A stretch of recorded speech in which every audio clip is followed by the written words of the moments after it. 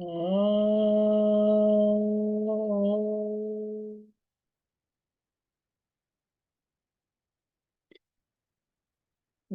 ब्रह्मा गुरु विष्णु गुरुदेवो महेश्वरः गुरु साक्षात् परब्रह्मा तस्मै श्री गुरुवे नमः तस्मै श्री गुरुवे नमः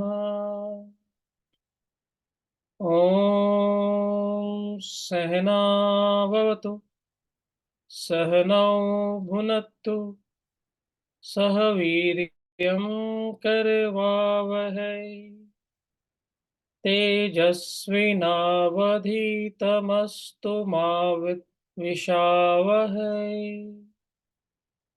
ॐ शान्ति शान्ति शान्तिः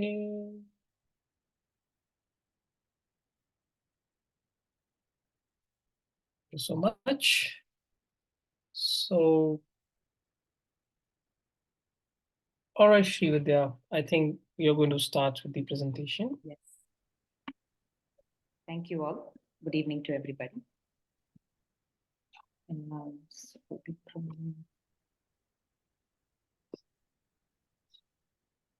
how do I, okay, desktop.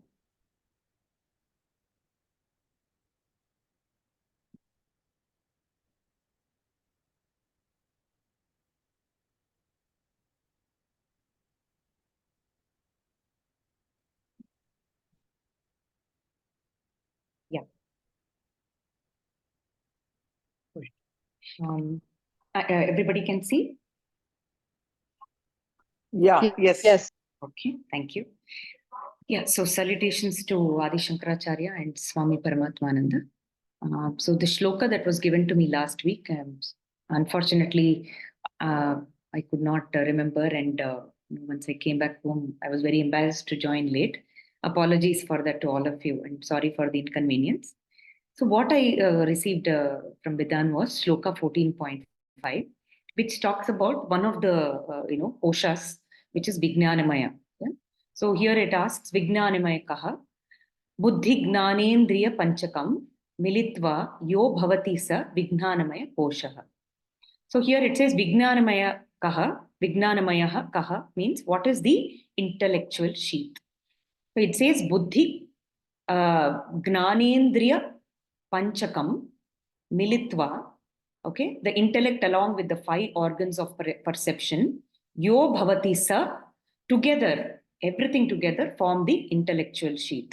So further, when I wanted to dwell and understand, I'm still not very clear because one thing is I understood, which always Bidan keeps talking about, is you should not connect yourself with the experience. You should understand who is the experiencer. So that is something that kept coming to me in this particular lesson while I was reading. Vijnanamaya kosha is the 4th of the 5 layers or the sheaths of the body, which are collectively referred to as Panchakosha. Now, Vijnanamaya kosha is the intellect, wisdom, and knowledge sheath, or you can call it as knowledge sheath also. It is said to be composed of a combination of intellect and the 5 sensory organs. It is also considered to be part of one's being that is responsible for will, discernment, and determination. Yeah. So in the yogic philosophy, this was some notes that I went through, on the internet, and I was able to find something meaningful. I brought in together, and if anybody wants to add some value to this, please, you can help me. In the yogic philosophy, although Vijnanamaya kosha is associated with wisdom and consciousness, it is not the same as true self, as the true self. This is because it is transient, changing, limited, and not always present. Yeah, in the sense, what I realized further reading this was the knowledge that we acquire, and we talk about, I am the person who has got this knowledge. I received this, learning. If we talk about but it is not, it is transient, it is changing. Suppose I lose my what do you call, memory or whatever, it's all gone. It is not always present. It is very limited, transient. Suppose I don't learn that every day. I've learned it when maybe a couple of years back. It does not remain intact with me. So I cannot identify myself with this kosha also, because it is transient, it is changing, limited, and not always present. And it is not this, though it is associated with wisdom and consciousness, it is associated only. It is not the same as the true self. In the sense, I cannot say that my knowledge is the consciousness. It is associated only, but it is not the true self of who I am. Now, further, I was looking at this. Buddhi or intellect with its modifications and the five organs of knowledge, having the characteristics of the agent, constitutes the Vijnanamaya Kosha or the knowledge sheath. In deep sleep, it gets involved along with the reflected. I frankly did not understand this. So, is highly luminous on account of its close. This also, sorry. I just put that because if somebody can explain to this later on this, I thought let it be there. So here it says, man generally says, I am the agent. I am the man of firm determination. I am a man of intelligence. I am a learned man. I can understand everything beautifully. I can remove the doubts of others. I know the Vedas. I am a wise man. So here the functions of the Vijnanamaya Kosha are falsely ascribed to the Atman. Yeah. In the sense, whatever I am associated, whatever I feel I am, I think I am, it is associated or it is, falsely ascribed to the Atman. Conversely, the attributes of the Atman are falsely attributed to the Vijnanamaya Kosha, which means the Atman, which is represented by the true self, it is again, it is interconnected. Yeah. So it is like both of them are the falsely attributed and falsely ascribed. So again, man says, my buddhi is my buddhi, it shines, my buddhi is dear to me. So there, which means that there exists a reciprocal illusionary relationship between the Atman and the intellectual sheath, which we identify with things happening to us with ourselves, which is not the Atman itself. Yeah, and vice versa. This knowledge cannot be the self, effulgent, pure Atman, because it is subject to change. That is the which is this Vijnanamaya Kosha. It has a beginning and an end.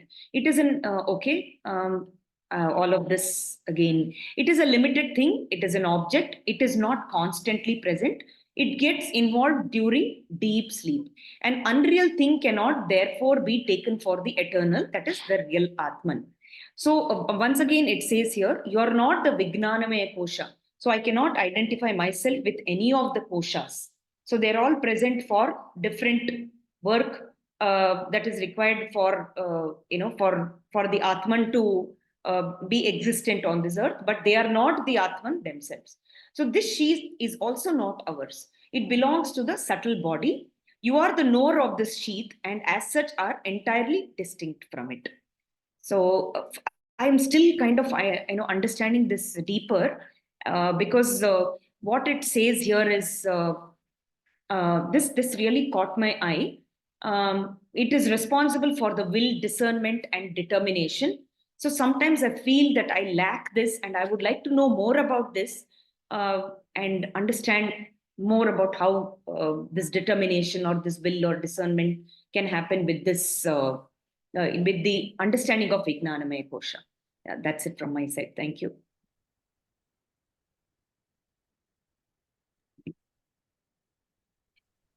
Thank you. Any questions anybody has? I have one doubt, Bidan. So, Sure. supposing sometimes we are all under the influence of our emotions, right? Like we get emotional about something or we are disturbed by something. Then the Vijnanamaya Kosha does not perform to the same level that it performs when we are more self-aware. Is it right? Yes. So, Vijnanamaya Kosha, in a very laymanish term, should be seen as my decision-making capability and knowing capability, right? So what is happening in Manomaya Kosha? Just understand this, that there are thoughts, correct? There are emotions. Now, there are thoughts that I should not eat an ice cream. Is a thought. The thought is in your memory. Also, as soon as you look at an ice cream, there's an emotion that I want to have it. That is also a part of Manomaya Kosha. So the thought is also there. The want is also there. And there's another thought that I should not be having this ice cream. It is not good for my health. Correct. And then there is also a thought key, if I have it, I may feel good right now, later I'll feel guilty.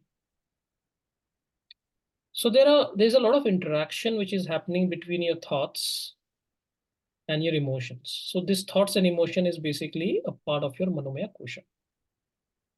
But ultimately, there is something within you that decides whether I'm going to have an ice cream or I'm not going to have an ice cream. So that decision-making faculty is the Vijnanamaya Kosha. Right? So as Srividya was saying, that you basically take information from your 5 sense organs and then you sort of decide whether I want to. Suppose if you are busy today and you still decide to come for the session, right?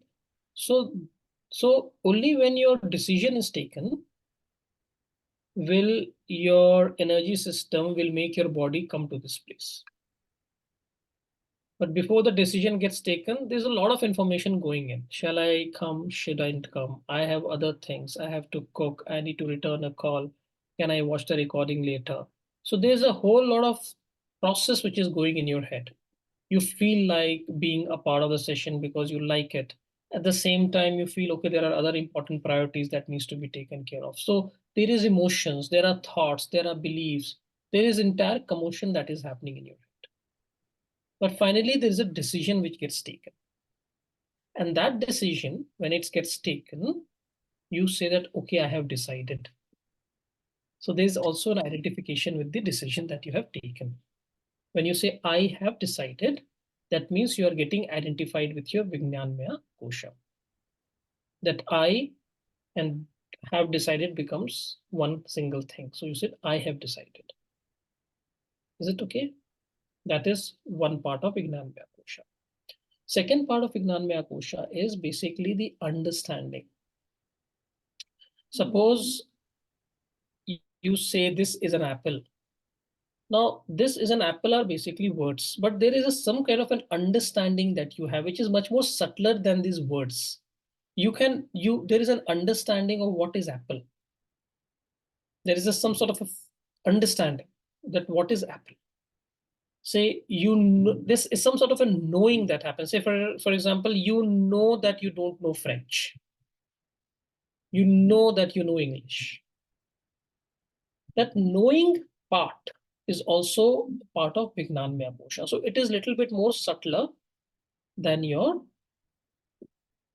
Manomaya Kosha. And Manomaya Kosha is very clear that I have thoughts. You can experience your thoughts. You can experience your memories. You can experience your emotions.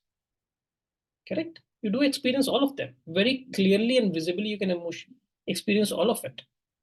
But do you really experience your decision-making process? Do you really experience that understanding? So this Vijnanamaya Kosha is a lot more subtler than your Manomaya Kosha. And something more subtler than your Vijnanamaya Kosha is Anandamaya Kosha. Is it okay for all of you? This is clear?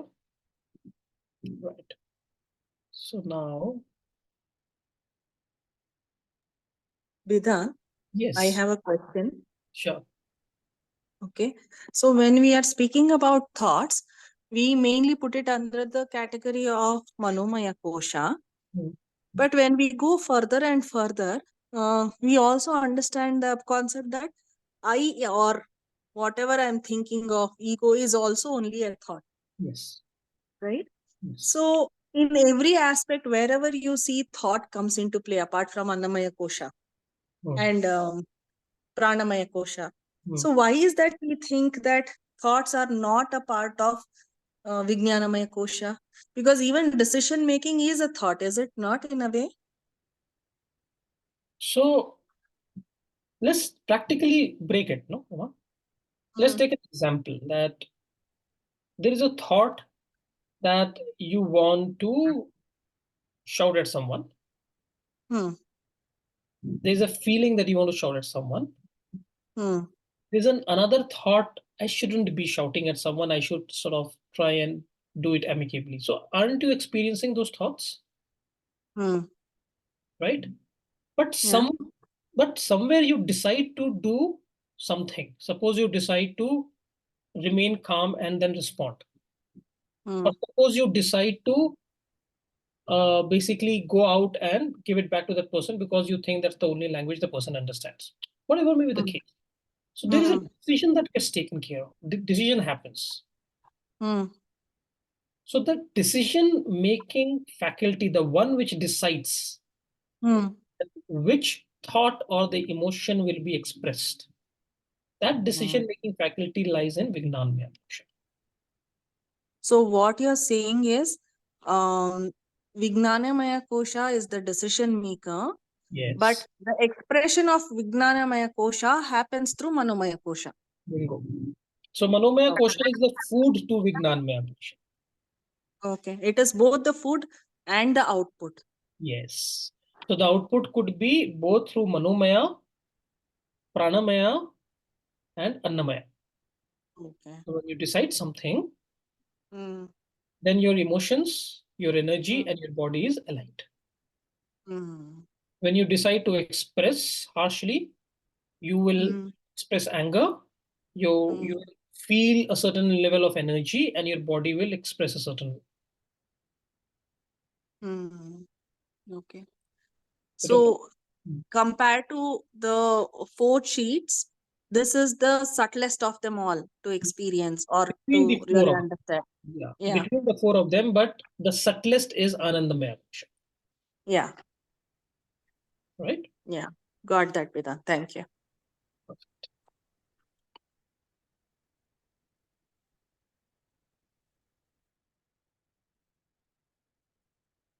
Srividya, can you help me with reciting the shlokas?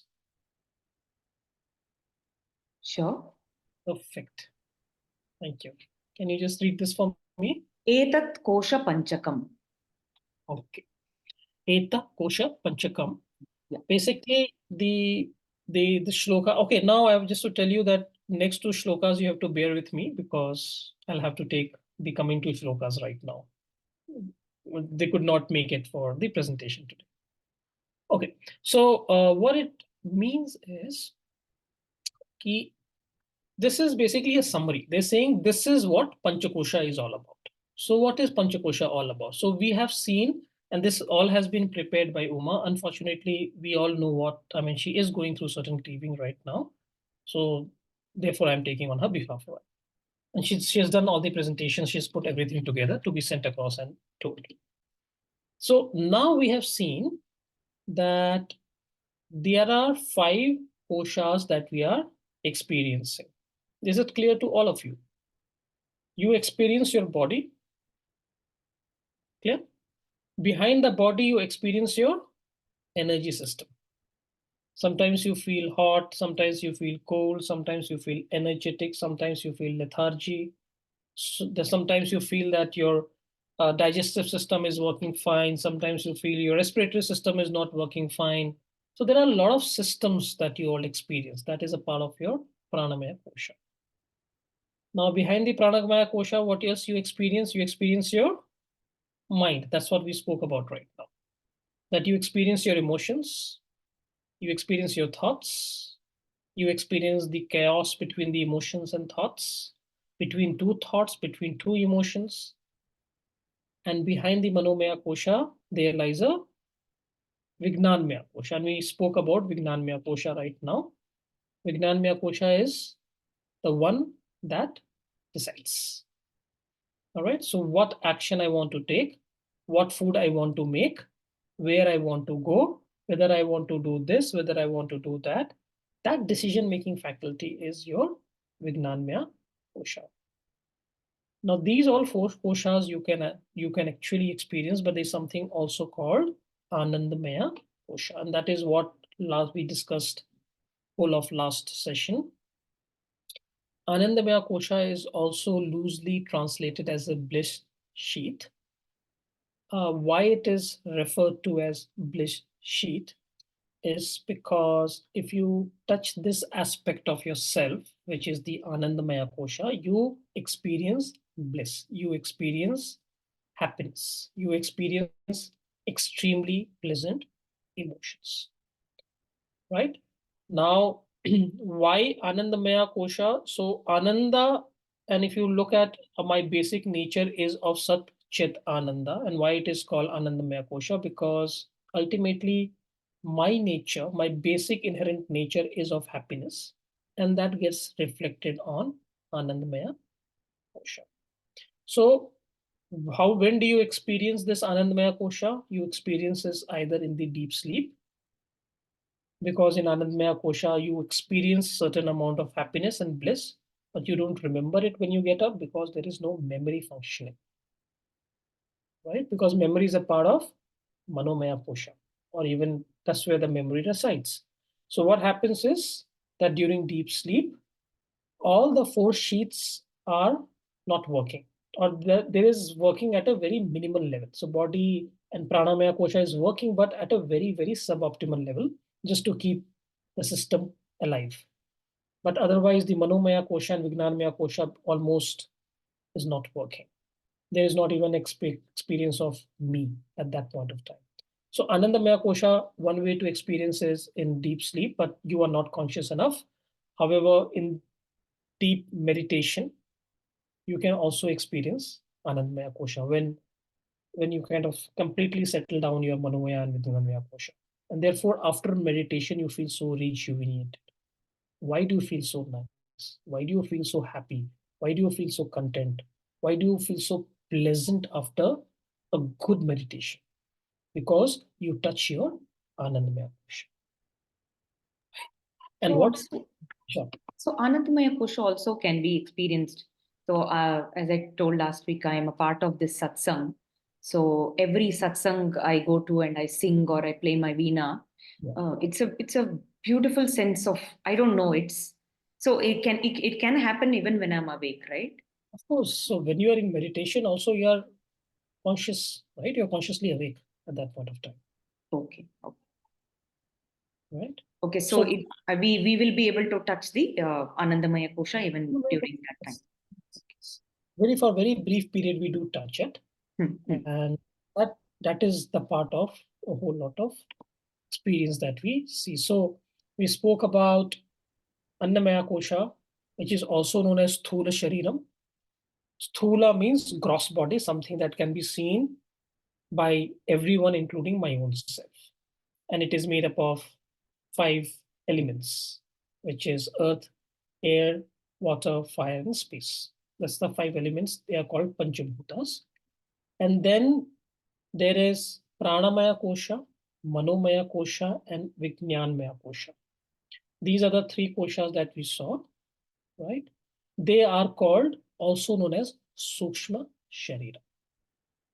All right. They're also called as Sukshma Sharira or subtle body. Why it is called subtle body? Because it can only be experienced by you, not by anyone else. But you cannot physically see it. You can't physically see your thoughts, your emotions. You can only experience it. Only you can experience it. That is a part of your subtle body. And what happens after death? During the death, the process is that your sthula sarira gets disintegrated into Panchamahabhutas. But what happens to your subtle body? Does it get disintegrated? No. It continues and takes a part of another body, right? So all your memories, all your impressions, which is called vasanas or samskaras, whatever name that you want to give, it continues to exist beyond this birth. It moves from one body to another body. So it is not the Atma that travels. What travels is your subtle body or Shukshma Sharira. People loosely call this as a soul. In Western philosophy, they refer Sukshma Sharira as a soul. Soul does not mean Atman, Brahman, or Turiya. No. So I'm just clarifying it with all of you. So what travels from one place to another is your Sukshma Sharira. So that's the second part. So we have seen Annamaya Kosha. We have looked at Pranamaya, Manomaya, Vijnanmaya Kosha, all of it. And the last one is Anandamaya Kosha. So what is this Anandamaya Kosha? It is made up of something called a Karana Sharira or a causal body. There is something even more subtler than the subtle body. It's called a causal body, which is called Karana Sharira. That Karana Sharira is responsible for becoming your bliss sheath. So there are three kinds of matter or three grades of matter. One grade of matter creates your physical body. Grade 2 matter, the another grade of matter creates your subtle body. Your subtle body is basically your pranamaya, manomaya, and vijnanmaya kosha. And third grade of matter creates your bliss sheath, your anandamaya kosha. All right? Is it okay for all of you? So ultimately, what are we trying to say? That all these koshas that you experience and see here is made up of matter. Correct? All these koshas are made up of matter.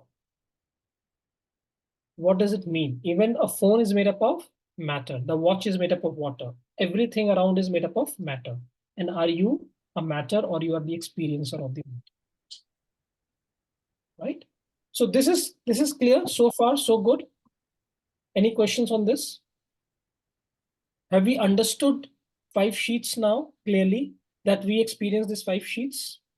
So all these, when you say all of these are made up of matter, all the koshas, panchakoshas, they're made up of matter. It is also Anandamaya kosha, which is made up of matter. Yes, Jadam, they are called Jadam, yes. And matter means they are lifeless. They are Jadam. They don't have any life, they are not sentient.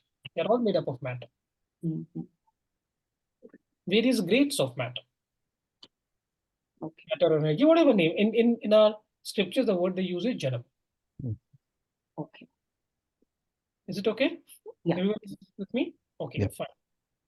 Now comes, can you please read this for me, Srividya? Yes, sure. Madiyam shariram, madiyaha pranaha, madiyam manascha. Madiya buddhadir madiyam, agnanamiti, swainaiva gyayate, tadyatha, madiyatven gyatam, kataka kundala, grihadikam, स्वस्माद् भिन्नं तथा पञ्चकोशादिकं स्वस्माद् भिन्नं मदीयत्वेन ज्ञातमात्मा न भवति.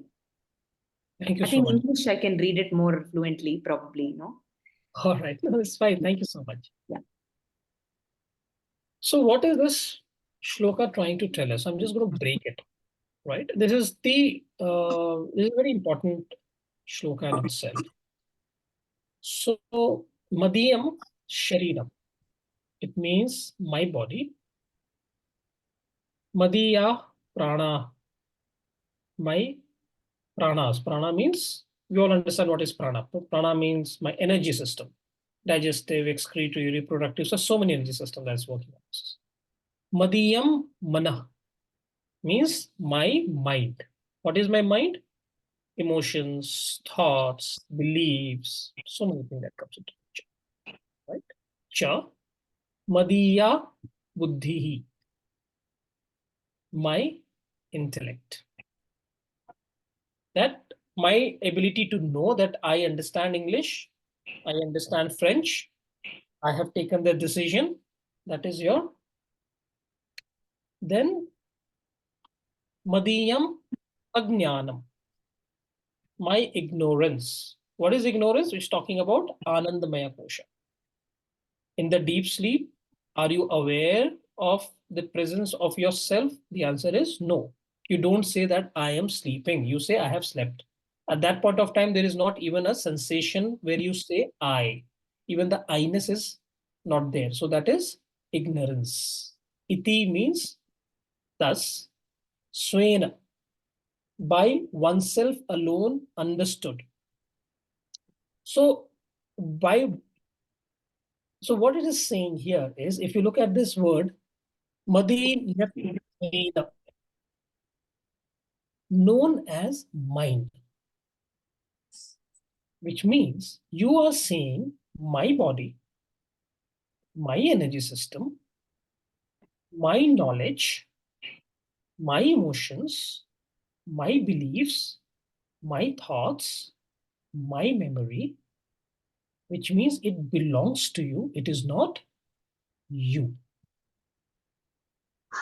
Just as you say my bangles, my earrings, my house.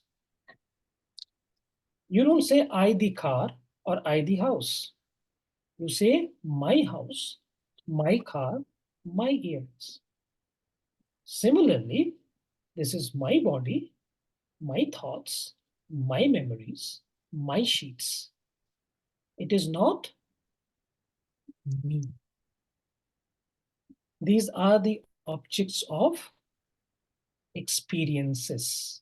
I experience my car. I experience my house through my five sense organs. I experience my body. I experience my energy. I experience my thoughts. I experience my ideas of right and wrong. I experience my memory. I experience my emotions. I experience my decisions. I experience lack of all of it in deep sleep.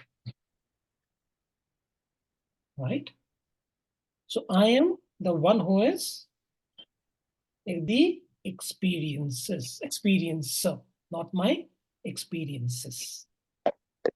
That experiencer is known as Atma. Is it okay? Right? So how it finally, if you actually build it, and we can complicate to whatever extent we want to,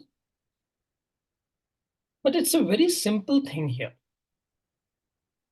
that we get identified with our experiences and say, I am this, I am tall, I am dark, I have this shirt, I have this laptop, I have this thought, this is my belief system, this is my father, this is my mother, I am a child of someone, I'm a father of someone. What are all these things? These are my experiences, isn't it? And these experiences are ever changing. What you thought 10 years ago, what you believed in 10 years ago, you may not believe that today. Hasn't the beliefs about your relationship changed over the last 5-10 years? Haven't the beliefs of what is right and what is wrong changed over 5-10 years? Haven't your experiences, your memories changed? Haven't your body changed? Haven't your energy system changed? Everything has only changed. But there is one entity which is aware of all the changes. That entity is you. All right. So far, what they have told, what they have covered are my experiences. And you can break your experiences in three manners. One way you can break your experience is by saying Panchakoshas. That body, my experience number one, prana, my experience number two, my thoughts, my mind, my emotions, my memory, experience number three, my decision-making faculty, experience number four, and the bliss or the lack of it, experience number five. These are all your experiences. These belongs to you, but that is not you. All of it belongs to you, but that is not you. That is one way of understanding. The second way of understanding is that you are made up of 3 sharirams. When I'm saying you, I'm saying your mechanism. There's a body is a machine which is made up of sthula sharir, which is called sthula sharir. But this machine in itself has no meaning. There has to be a system that operates from within the machine. What is that system? That system which is your manas, buddhi, chitta, ahankara, and they have basically broken it into 16 subsets.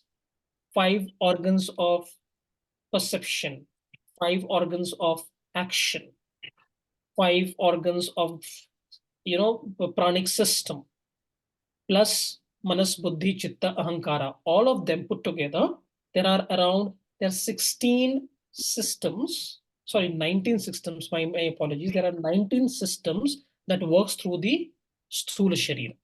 That is known as sukshma sharira, which expresses through this body. And behind the sukshma sharira is karana sharira. Karana sharira is the seed from which all the 19 systems and the sthula sharira that comes out.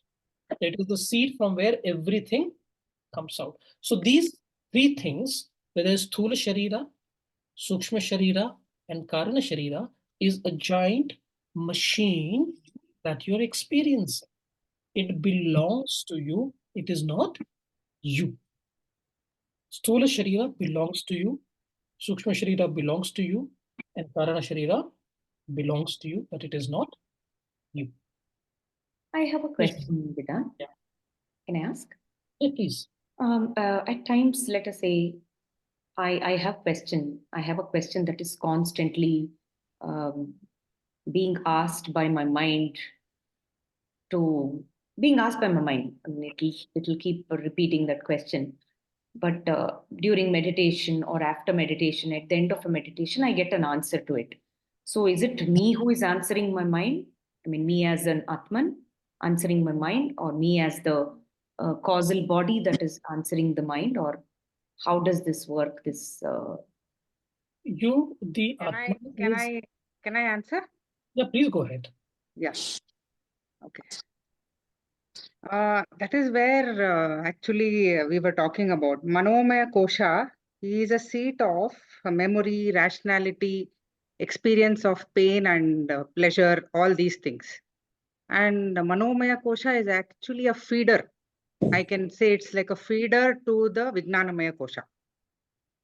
So when it comes to Vijnanamaya Kosha, it is understanding and it's the wisdom and the intuition.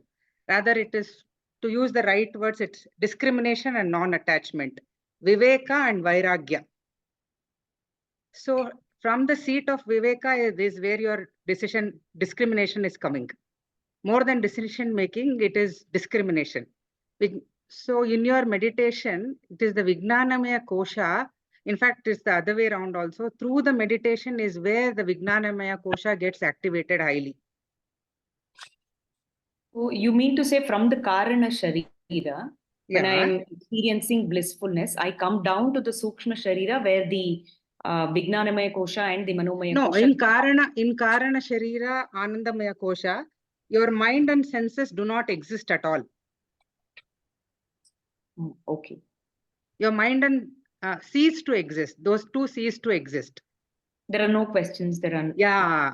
The question discrimination finishes off, filters off at Vijnanamaya only. Okay. That is the Vairagya and the Viveka and Vairagya. Vairagya in the sense non-attachment or whatever, I am not getting the exact English word, but that is where the discrimination happens. So in a way, Manomaya Kosha is a feeder school to the Vijnanamaya Kosha. Yeah. Viveka Vairagya happens at the Manomaya Kosha level. That is why you are telling, you are experiencing during meditation or during any mantra japa, whatever is the form of understanding we have. It could be as simple as holding an asana for a particular amount of time. That is where the discrimination and Viveka comes into the picture. In Anandamaya Kosha, there is nothing at all. Mind and senses cease to exist there. There is nothing. This is my understanding. I still have questions. Yeah. Yeah, but it's kind of, I'm able to get through what you're saying. I still... It is where that intuition also works. But why doesn't work for all? Because it's not so dominant in us. We are still, battling around with these three koshas and especially Manomaya koshas. Yes.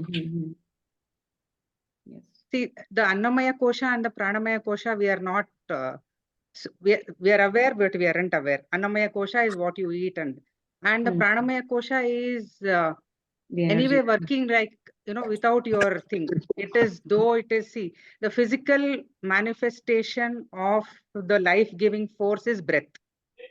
It is the prana. The physical manifestation of it is breath. So we are not, it is happening automatically. We don't even know that the prana is actually running in all the three: prana, apana, samana, vyana, and udana. It is happening. The Manomaya kosha, we are still there. Rationality, good, bad, memory, and all those things. See, that is why a lot of times they tell you that, concentrate on your breath. That is the prana that is actually driving force, the life force for everything. Okay. I will ponder into this. Thank you, Ma. That was kind of... We'll discuss. Yeah. Thank you, Ma. Good to have you here. So, Shividya, are you clear that who is the one who's experiencing it? Yes, but there is still a kind of... I'm just looking at the role of Karana Sharira here and the role of Anandamaya Kosha in its true sense, in its true form, because we've seen so many roles from the Sukshma Sharira with all the rest of the Koshas. Now, how is this Karana Sharira helping me at that level? And how am I able to, allow this blissfulness experience to come within me? Because that's the ultimate we are looking at, right? Anandamaya Kosha. So how do we reach there, and what is the process to it? So I understand that, we have to, I wouldn't say cut across all of these, controlling all of these panchendriyas and being able to understand what is it that, controlling the food, controlling the prana, that is the breath, and, the decisions that you make, how you think, and the right kind of analytical decisions that you make, based on your experiences by the experiencer. All of this coming together. Now, what is the role of the Karana Sharira? How are we transitioning from the Sukshma Sharira to the Karana Sharira to be able to, reach blissfulness? That is the Anandamaya Kosha. I think it is, or it is the other way around. How do I touch upon my Karana Sharira, which is the causal part? You said controlling everything, no? Huh. Is it controlling or Srividya? I don't know. I'm just thinking on... Controlling of the breath, let us say. Maybe not the rest of the... Do you mean controlling, or do you mean that identifying with these things? Because here the tarka is that you are not all this, don't identify yourself with all these things. That is the logic that has been applied here. Yeah. In this shloka. Yes. Okay, anywhere. I mean to say, you are not all these things, don't identify yourself with these things. As the house is not yours, the bangle is not yours, the earring is not yours. These are also not yours. So controlling, I'm not able to, I'm also thinking on how you are trying to tell that. So if I want to, not controlling, maybe that was wrong I used. To identifying, observe, not even identify, just observe my breath. Not control, maybe observe my breath. And so especially when we are in deep meditation, how are we kind of observing our entire body? What is my leg? Where is my leg? Right. And but how do we kind of reach that state of blissfulness? Does it happen? I'm just looking at the process. That's one. Maybe it's too early for us. For me to... You started my thought process also. So my understanding here is if you want to reach to Anandamaya Kosha, there is an intense desire. And anything that you want is a part of your Manomaya Kosha. Yeah. Right. So till the time we are desiring, that desire itself will come in the way, reach your Anandamaya Kosha. What is required right now for us is to, first of all, understand that we are made up of, we are experiencing 5 sheets. While the experience of the bliss sheet or Anandamaya Kosha is a very pleasant experience in itself. And we will all be driven to kind of go there, but that does not necessarily happen, right? One way, what I have understood from meditators or people who do a lot of sadhana, they manage to tame their mind to an extent that it only works when they want it to work. At the other point of time, it is settled. And when the mind is settled, when the mind is calm, when your Manomaya Kosha does not have too much of waves, and your intellect is not busy deciding what is right, what is wrong, how should I behave, how should other behave, what happened is this and that, and is not busy making assumptions and decisions, and your mind is quiet, then you will experience certain subtle amount of stillness, subtle amount of pleasantness, which means you are basically touching your Anandmaya. Thanks so much for that, Vedant. Yeah. Thank you so much, Uma, for all the help. So when we are saying identification, so the identification we spoke about, how it has been described as identification at the 5 levels, also identification with the 3 bodies, and also they are talking about the identification with 3 states. Right now, you are all in Jagrat Avastha. You are in a state where you're wakeful. You're in a wakeful or waking state, isn't it? Where you are experiencing this universe, this time, this space, this people. You are hearing me out through with the help of your 5 sense organs. So you're identified as a waker. What happens is when you go off to sleep, the mind projects in another world altogether, which has its own space-time matrix. Then you are identified as a dreamer. There is an identification, right? You sort of create your own dream body and you say, that's me. That is you at that point of time. At this point of time, this is me, but in the dream, that is you.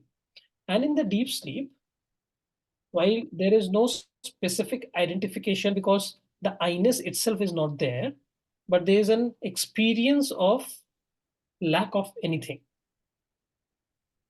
right? So there are 3 identification again that happens. One is at the waking, dream, and deep sleep. So what they are trying to say here is that you are none of that. Neither you are your waking state, dream state, or a deep sleep state. Neither are your gross body, subtle body, or a causal body, nor are you your 5 sheets. Your Annamaya, your Pranamaya, Manomaya, Vignanmaya, or Anandamaya. These are your possessions. These are your experiences. You are none of that. You are the pure consciousness. They call it Sat Chit Ananda, and we are going to explore on it as we go along. Right? So you are Sachitananda Atma. So you are none of this. And the basic point they're trying to go through in so much of detailing of all 5 koshas of Sharira Traya and 3 Avastha is only to make us realize that that just watch them from a distance and then ask who is the one who is witnessing that, who is the one who is observing that. And by doing so, you will understand that all of them are your observations and you are the observer. All of them are your experiences. You are the witness to these experiences. And once we hold on to this truth that I am not my panchakoshas, shariratraya, or avasthatraya, I am basically Sachidananda Atma. I am the witness. Once we get into the state of witness, something changes. Is this okay? This is all that we have for today. I suddenly got this word when the word prajna was written, to the right of the entire thing, where it was beside Anandamaya Kosha prajna, right? We have discussed this last time also. So I got this word sthita prajna. Yeah. So I went and I checked the meaning. It's like consistent with your thought and a person with wisdom or something like that. I don't know. Right. Sthita prajna, I think for me, I thought it is probably a stable, being stable with, because see, certain times I've understood this. Okay, I am the pure consciousness. All of that has come to me as a form of writing. I told you, right, in the journal. But why is it that I keep going up and down?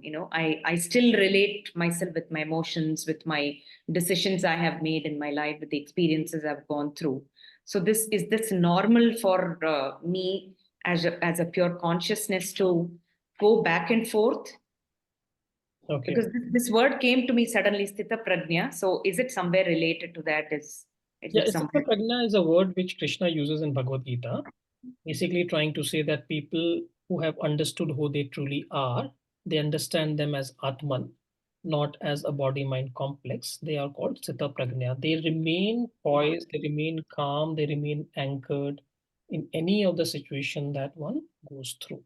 So that's the advantage of reading scriptures, Bhagavad Gita, Upanishad is they want you to go to a state of Sthita Prajna. So that's where the word actually comes from. Beautiful. Thank you. Thank you so much. So ultimately, so far what we have learned is that, as you rightly said, Srividya, we are all muddled at the level of our mind. We are all wanting to control or to work with our mind.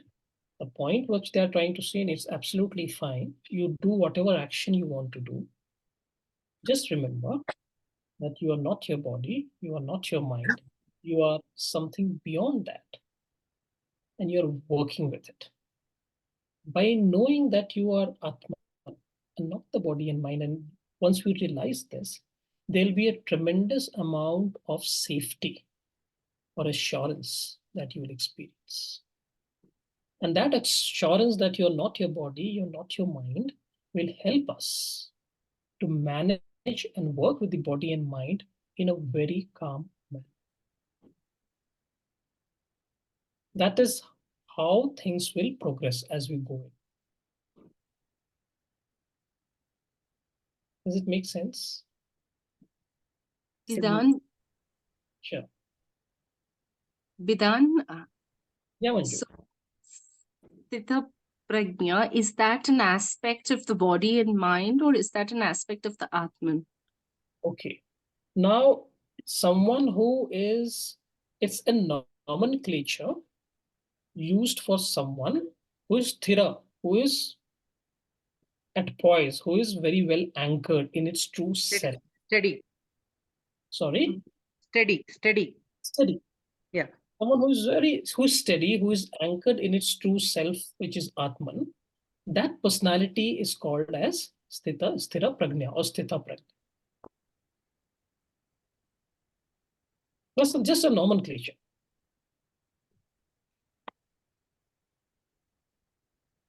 Right. Thank you. Any questions? I thought that was a good question from Manju.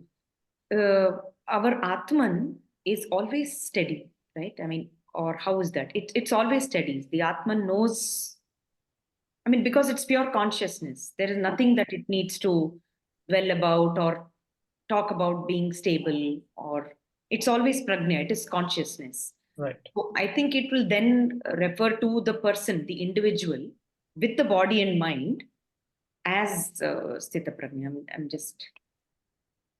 So Is just something that, so I just take your attention here. Let us understand the essence of what Upanishads are trying to do. Right? Yeah. Who is the knower here? That I am consciousness. Who is the one who is knowing?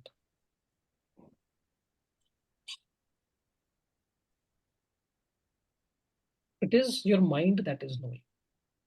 The Manomaya Kosha. Okay. So where is this knowing happening? Whether you call it Manomaya, Vijnanamaya, Kosha, that's not important. Yeah. That's where then we get stuck at the level of semantics. What I'm just saying, where is the knowing happening? The knowing is happening in your mind. Yes. Right. Now, once the mind gets convinced that I, that ahankara, that I am not this body and mind. There's a step one. I'm just trying to say that I'm not this body and mind, but I am the consciousness, the observer of body and mind. If that thought becomes an integral thought, that thought seeps in your subconscious. That thought becomes your reality in its truest essence. Right? Then what will happen is that there are a lot of aspects that get blown out of proportion in the body and mind will suddenly settle down. Because now you're convinced, now you know that you're not the body and mind. There's no grieving of death of yourself. There is no grieving of relationships. There is no grieving of loss or gain. Do you see that? There is a certain sense of assurance that builds in that, look, this all belongs to me. I am not that. I'll take a simple example. If you have got a new car and you love your car, right? It's a nice, good car and you love it. Someone comes and scratches that car. How do you feel? You feel pain, right? You feel bad. Why? Why? I've associated myself with that car. My car? My car. And I cannot have a car which has a scratch. I want a perfect car. Because somewhere I've got identified with that car. Now, suppose you are not identified with a car, you just see it as an object of locomotion. It takes you from point A to point B. Someone comes and scratches. You will see, okay, now someone has scratched it. What do I do? Do I need to have it painted? Do I need to reprimand? So you do not necessarily get perturbed because now you have kind of created a distance from the car. The more identified you are, the more will be the oscillations in your mind. And what they're trying to tell you is, okay, look, you're not the body and mind. You are that Atman. Be there, observe your body and mind, be a witness to your body and mind. And the more you do it, the less identified you get with it, the more will be the freedom, the more will be the lightness with which you lead your life. You will feel extremely light. You'll feel, hey, it's okay. Even if you're feeling angry, it's okay. Okay, my mind is going through anger. Even if you're feeling disgusted, okay, my mind is going through disgust. That's what exactly. And this is a process. We will go through it. It takes time, doesn't happen immediately. We have to keep on reminding ourselves every Wednesday that I'm not the body and mind. I am the witness to the body and mind. I have one more question. Sure. I do not want to identify with the things around or with my experiences, but why am I experiencing what I'm experiencing? Like loss of some jewelry, about a couple of years ago, I think about 8 years ago, I was identifying too much with what I had with me, right? I lost my jewelry, which was very precious to me. And it took me to deep, I was very upset about it. Many, many years, I could not forget that, oh, I've lost this. But why did I experience that? And how did I experience that? To be able to realize that I should not be attached. It's, oh, maybe after 4 or 5 years of losing that, I realized that that is not me. I've lost it. It's gone. It's over. And likewise with the things that I have, I stopped getting attached myself or identifying myself with the things I have around me. So is did I experience that instance so that I reach a state of detachment? Or I mean, the question here is, why do I experience what I'm experiencing? Is who is this driving force? Because I'm the pure consciousness. If I'm the pure consciousness, what is happening in my existing in this uh, time or in this era? Why am I experiencing what I'm experiencing, and by who is that happening? It's a pretty interesting question and a long answer. I'll just try to give you in two quick ways to make you understand if I can. Otherwise, this can be left for the next thing. So one is why you're experiencing certain experiences. The way it is explained is it's prarabdha. So that's something that most of us would have gone through. Prarabdha is that in this lifetime, we are born with certain pleasant and certain unpleasant experiences. We will go through pleasant experiences. The pleasant experience was that you got those jewelry or you earned those jewelry, and you will gone through an unpleasant experience, which is that you've lost those jewelry. It's a nature of our mind that it discards a lot of pleasant experiences that we have, and it tries to retain a lot of unpleasant experiences that we have. And that is what we have learned how evolution has happened in a very, very scientific manner. That's what we have done in the level 1 sessions, that there is something called prarabdha, there is something called experiences that we go through. So this is why we experience. This is one quick way to understand.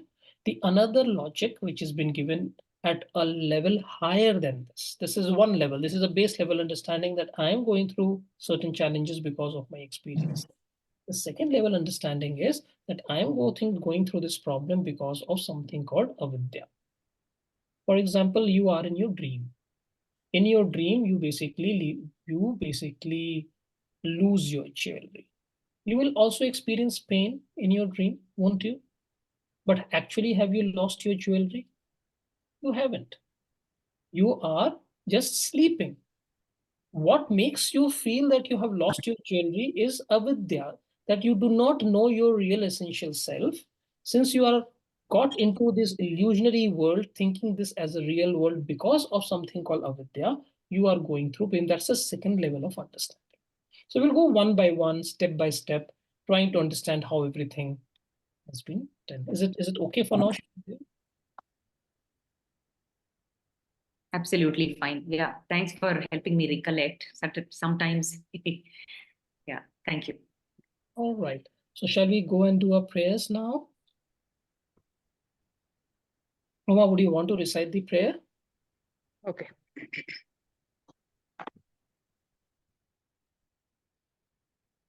Om Sarvesham Swastirbhavatu. Om Sarveshan Shantirbhavatu. Om Sarvesham Purnam Bhavatu. Om Sarvesham Mangalam Bhavatu. Om Sarve Bhavantu Sukhinah. Sarve Santu Niramaya. Om Sarve Bhadrani Pashyantu. Ma Kaschid Dukkha Bhavavet.